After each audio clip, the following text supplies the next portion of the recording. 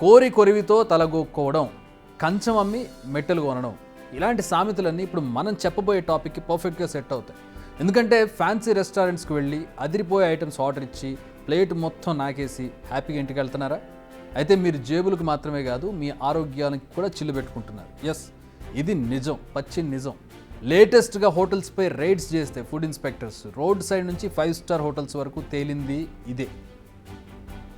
కాదేది కల్తీకి అనర్హం. వీధి పక్కన ఉండేటటువంటి బళ్ళు, హోటళ్ళు, చాక్లెట్లు, బిస్కెట్లు, బిర్యానీలు, కబాబ్లు, మసాలాలు, ఇలా ప్రతి దాంట్లోనూ కల్తీనే. ఇందులో వెజ్ నాన్ వెజ్ అన్న తేడా లేదు.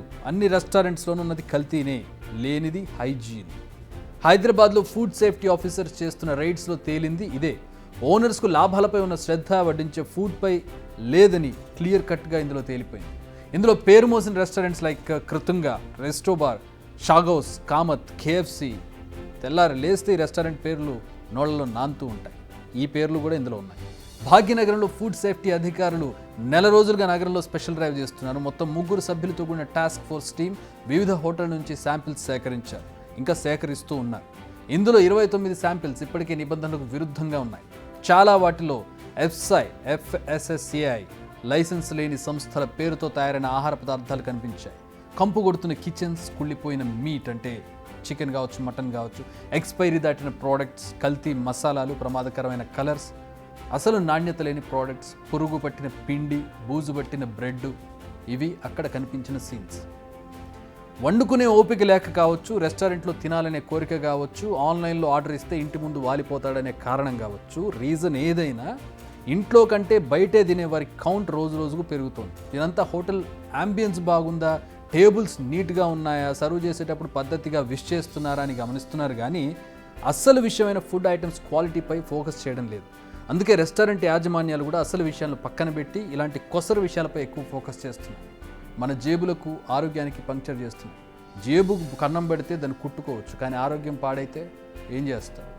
Cream stone, naturals ice cream, Karachi bakery, KFC, Rayalaseema Ruchulu, షాగౌస్, 36 down town brew pub, Macau kitchen and bar, Taco Bell, ఖాన్సా, కృతుంగా, రెస్టోబార్, అయిపోలేదు, ఇంకా ఉంది లిస్ట్ ఇది.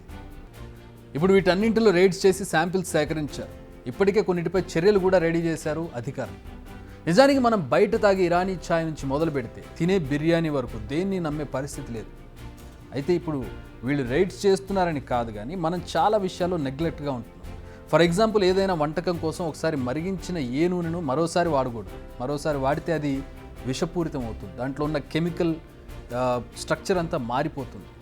ఆ వంటకాలను తిన్నవారు ఏ క్యాన్సర్ బారిన పడే ఛాన్సెస్ ఉంటాయి. ఇంతకుముందు క్యాన్సర్ అంటే ఎక్కడో ఒక దగ్గర క్యాన్సర్ వచ్చింది అనే ఒక వార్త వినేవాళ్ళు, కానీ ఇప్పుడు మనకి దగ్గరగా ఉన్న వాళ్ళలోనూ, మన కుటుంబాల్లోనూ క్యాన్సర్ వచ్చేటటువంటి పరిస్థితి దాపురించిందంటే ఇదిగో ఇలాంటివే. క్యాన్సర్ లాంటి రోగాలు ఈ రోజు తింటే రేపటికి వచ్చేవి.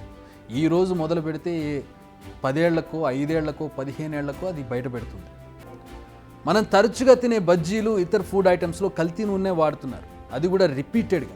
నిన్న వాడిన నూనె సాయంత్రం వాడిన నూనె రేపొద్దున వాడిన నూనె మళ్ళీ మధ్యాహ్నం, ఈ విధంగా మల్టిపుల్ టైమ్స్ దాన్ని వేడి చేయడం, హీట్ చేయడం. మనకు తెలియదు వాళ్ళు ఏ నూనెతో చేస్తున్నారో, ఏ పిండి వాడుతున్నారో, ఏ మసాలా వాడుతున్నారో తెలియదు. వాళ్ళు వాడింది, చేసింది వేడివేడిగా తీసుకొచ్చి మన ముందు పెడితే ఆవురావురమంటూ తినడం తప్పించి దాని వెనకాల ఉన్న బ్యాక్గ్రౌండ్ని మనం ఏ రోజు చూడం, ఎందుకంటే మనకు అవసరం లేదు.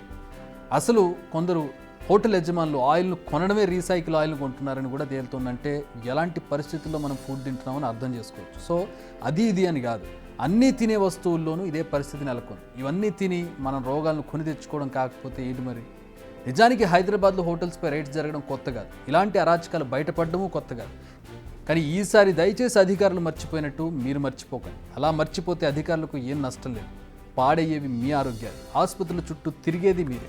సో ఈసారి రెస్టారెంట్స్కి వెళ్ళినప్పుడు యాంబియన్స్పై కాకుండా కిచెన్పై ఫోకస్ చేయండి. ఆ తర్వాత ఫుడ్ టెస్ట్ చేయండి, తర్వాత డిసైడ్ అవ్వండి తినాలా వద్దా అని.